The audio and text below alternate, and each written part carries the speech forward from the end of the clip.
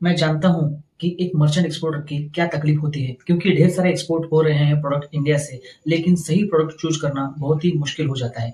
इसीलिए मैं आज इस वीडियो में आपके लिए एक ऐसा प्रॉफिटेबल प्रोडक्ट लेके आया हूँ जिसमें आप आसानी से 15 से 20% मार्जिन कमा सकते हो और इस प्रोडक्ट की डिमांड जो है वो इंटरनेशनल मार्केट में भर भर के है। जी हाँ दोस्तों, पिछले साल इंडिया से मैंगो पल्प का जो एक्सपोर्ट हुआ है वो हुआ है 61,000 मैट्रिक टन और जिसकी वैल्यू थी 650 करोड़। अगर आप सच में सीरियस हो एक्सपोर्ट इंपोर्ट बिजनेस के रिगार्डिंग और एक सच में एक ऐसा प्रोडक्ट ढूंढ रहे हो जिसको एक्सपोर्ट करके आसानी से आप लाखों रुपए कमा सकते हो, तो ये वीडियो को अंत तक देखना। मैंने आपके लिए एक डिटेल मैंगो पल्प का पूरा गाइड बनाया है जो मैं आपको एक्सप्लेन करूंगा स्टेप बाय स्टेप कैसे आप बायर ढूंढ सकते हो, कैसे प्रोडक्ट सोर्स करना है, इसके क्या क्या क्वालिटी पैरामीटर्स है, डॉक्यूमेंट कौन से लगेंगे, ये सारी चीजें मैं आपको इन डिटेल में बताऊंगा जिसकी मदद से आप इजीली आपका मैंगो बल्ब का एक्सपोर्ट बिजनेस शुरू कर सकते हो। और जी हाँ दोस्तों, आप अगर मैन्युफैक्चर नहीं हो तो भी कोई प्रॉब्लम नहीं है, आप मर्चेंट एक्सपोर्टर हो तो भी कोई प्रॉब्लम नहीं है, एक्सपोर्ट इंपोर्ट इंडस्ट्री में नए हो फिर भी स्टार्ट करना चाहते हो मैंगो बल्ब का एक्सपोर्ट, तो भी आप आसानी से एक्सपोर्ट कर सकते हो। ये मेरा फेवरेट प्रोडक्ट है क्योंकि इसमें मार्जिन भी ज्यादा है और इसमें डॉक्यूमेंट का कोई झंझट नहीं है। सिर्फ 2 या 3 डॉक्यूमेंट लगते हैं जो मैं बताऊंगा आगे जाके, वो आपने रेडी कर लिए तो आप मैंगो पल्प का एक्सपोर्ट आसानी से कर सकते हो। और सबसे बड़ी चीज है कि मैंगो पल्प का जो शेल्फ लाइफ है वो 1 से 2 साल होता है, तो आपको क्वालिटी क्लेम का भी कोई इशू नहीं आएगा।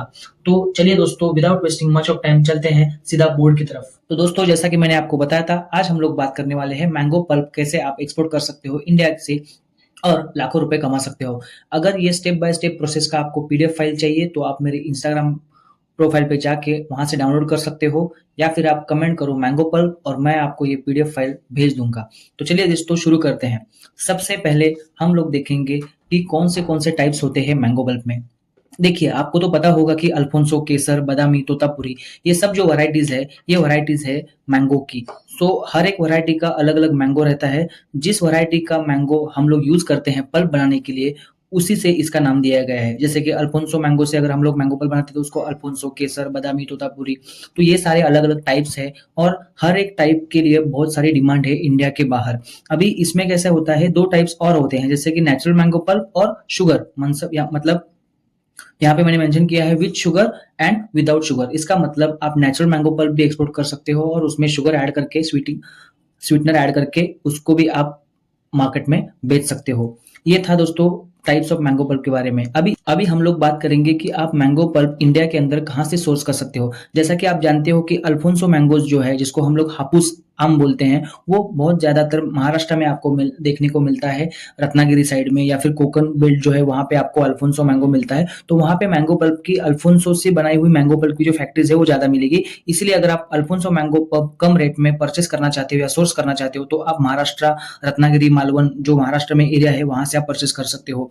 केसर का जो मैंगो है या फिर मैंगो पल्प है वो गुजरात में बहुत ही ज्यादा मात्रा में बनाया जाता है। तो अगर आप केसर मैंगो पल्प एक्सपोर्ट करना चाहते हो तो आप गुजरात से, जैसे सूरत है, हजरा के आजू बाजू में जो भी बेल्ट है, गांधीधाम वगैरह, वहां से आप इजीली परचेस कर सकते हो केसर मैंगो पल्प। वहां पे आपको कम रेट में अच्छा क्वालिटी का केसर मैंगो पल्प मिल जाएगा।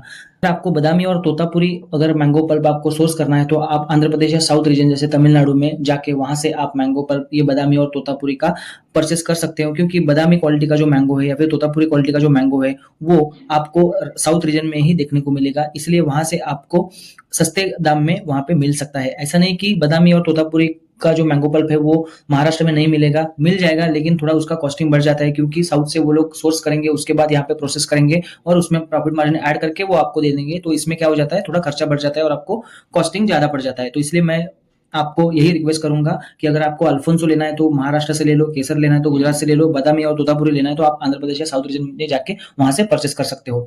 अभी कोई भी प्रोडक्ट आप अगर एक्सपोर्ट कर रहे हो तो उसमें सबसे इंपॉर्टेंट जो चीज आती है वो है पैकेजिंग कैसे करना है, पैकेजिंग कैसे उसकी होती है जिसकी वजह से मटेरियल आपका खराब ना हो और कार्गो अच्छे से पहुंच जाए बाहर की तरफ या फिर बाहर की कंट्री में।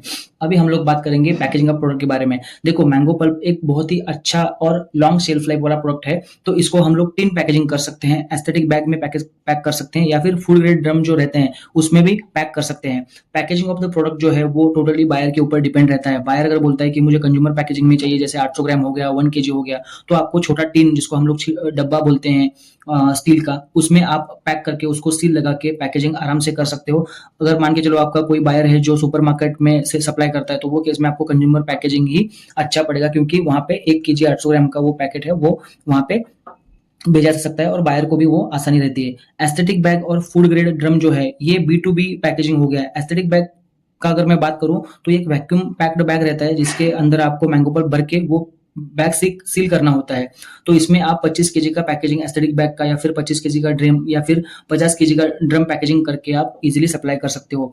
ये टोटली डिपेंड अपॉन आपके बायर के ऊपर है। अभी बहुत सारे केस में क्या होता है कि बहुत सारे मैंगो जूस की जो फैक्ट्रीज है वो मैंगो पल्प इंपोर्ट करती है इंडिया से, क्योंकि मैंगो जूस में यूज करने वाला सबसे इंपॉर्टेंट जो प्रोडक्ट है वो है मैंगो पल्प। तो वो केस में आप टिन में पैक नहीं कर सकते हो क्योंकि वहां पे कॉस्टिंग बढ़ जाता है। वहां पे आपको एस्थेटिक बैग में पैक करना है या फिर फूड ग्रेड ड्रम जो होते हैं जिसको हम लोग बैरल्स भी बोलते हैं, जो आपने देखे होंगे कि केमिकल के लिए भी बैरल यूज करते हैं, तो उस प्रकार के फूड ग्रेड बैरल या ड्रम भी आपको मिलते हैं। तो उसमें आपको बल्क पैक करके उसको अच्छे से रैपिंग करके आपको एक्सपोर्ट करना है।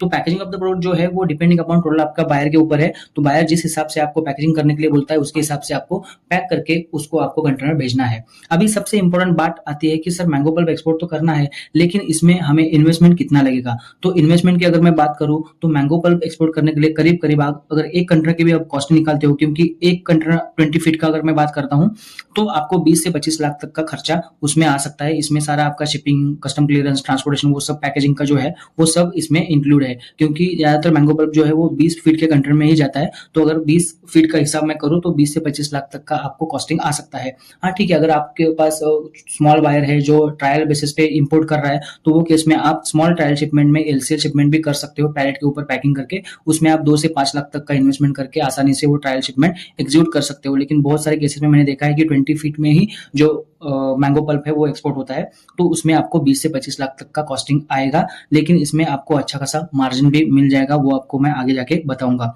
चलिए, अभी ये सब तो हो गया, अभी डॉक्यूमेंट क्या लगेंगे इसके रिगार्डिंग हम लोग थोड़ा बात करते हैं। देखिए, मैंने तो आपको बताया ही कि बेसिक डॉक्यूमेंट जो है वो है IC अपेडा। अपेडा क्यों? क्योंकि हम लोग फूड प्रोडक्ट एक्सपोर्ट कर रहे हैं तो अपेडा का RCMC लेना बहुत ही इंपॉर्टेंट है। उसके बाद AD कोड और पोर्ट रजिस्ट्रेशन। अगर आपको बेसिक डॉक्यूमेंट्स नहीं पता है एक्सपोर्ट के अंदर तो मेरा जो वीडियो है वो जाके आप देख सकते हो। उसमें मैंने इन डिटेल में IC अपेडा और AD कोड के रिगार्डिंग डिटेल में एक्सप्लेन किया है कि क्या क्या करना है, कैसे करना है। उसके बाद आता है प्रोडक्ट स्पेसिफिक कोई अगर डॉक्यूमेंटेशन है तो वो केस में आपको हेल्थ सर्टिफिकेट बहुत ही इंपॉर्टेंट हो जाता है, क्योंकि कोई भी फूड प्रोडक्ट हो जिसमें अगर ह्यूमन का इन्वॉल्वमेंट है, जैसे प्रोसेसिंग का उस पर हम लोग काम कर रहे हैं, तो वो केस में आपको हेल्थ सर्टिफिकेट लेना बहुत ही इंपॉर्टेंट हो जाता है। क्योंकि यहाँ पे हम लोग रॉ मैंगो एक्सपोर्ट नहीं कर रहे हैं। अगर आप रॉ मैंगो एक्सपोर्ट करते हो तो उसमें हेल्थ सर्टिफिकेट की जरूरत नहीं, क्योंकि as it is raw mango है वो आप पैक करके एक्सपोर्ट कर रहे हो। लेकिन यहाँ पे हम लोग मैंगो पे एक प्रोसेस कर रहे हैं। कोई भी प्रोसेस्ड फूड रहने दो, जैसे ओनियन पाउडर हो गया, ओनियन फ्लेक्स हो गया, या फिर कोई भी फ्रूट पाउडर हो गया जिसमें प्रोसेसिंग इन्वॉल्व है, वहां पे आपको हेल्थ सर्टिफिकेट बहुत ही कंपलसरी है। तो ये एक प्रोडक्ट स्पेसिफिक डॉक्यूमेंट है जो आपको इंपॉर्टेंट है। हेल्थ सर्टिफिकेट क्या होता है, कैसे होता है, प्रैक्टिकली अगर आपको जानना है तो मैंने मेरे यूट्यूब चैनल पर डिटेल वीडियो बनाया है हेल्थ सर्टिफिकेट के अंदर, जिसमें मैंने पूरा एक एग्जाम्पल के साथ में बताया कि हेल्थ सर्टिफिकेट होता कैसे है और आपको प्रैक्टिकली भी हेल्थ सर्टिफिकेट कैसा होता है वो दिखाया है। उसके बाद है सेंट्रल फसाई। फसाई का तो मत पता है आपको, कोई भी फूड आइटम हो वो एक्सपोर्ट करना है तो आपको वो मैंडेटरी हो जाता है कि आपको फसाई का लाइसेंस देना इंपॉर्टेंट है। इसके बिना आप एक्सपोर्ट नहीं कर सकते हो। तो ये हो गया दोस्तों डॉक्यूमेंट के रिगार्डिंग। अभी हम लोग बात करेंगे कि हम लोग कौन से कंट्री ऐसे हैं जिसको हम लोग टारगेट कर सकते हैं एक्सपोर्ट करने के लिए।